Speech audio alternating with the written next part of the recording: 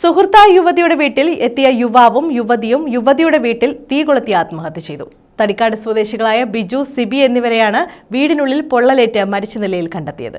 ഇരുവരും വിവാഹം കഴിച്ച് കുടുംബസമേതം കഴിയുന്നവരാണ്. സിബിയുടെ ഭർത്താവ് ഉദയൻ വിദേശത്ത് ജോലി ചെയ്തു വരികയാണ്.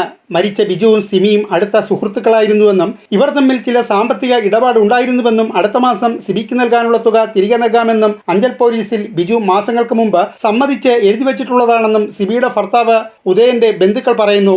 സംഭവം ഞാൻ അറിയുന്ന ഒരു 6 മണിക്കാണ്. ഞാൻ 5:45 അറിയുന്നത്. പെട്രോളും വാങ്ങിക്കൊണ്ട് വന്നു. അതിനകത്ത് കയറി പെട്രോൾ ഒഴിച്ച് കഥപടച്ച് പിന്നെ കൊച്ചിനെ എടുത്ത് വെളിയിൽ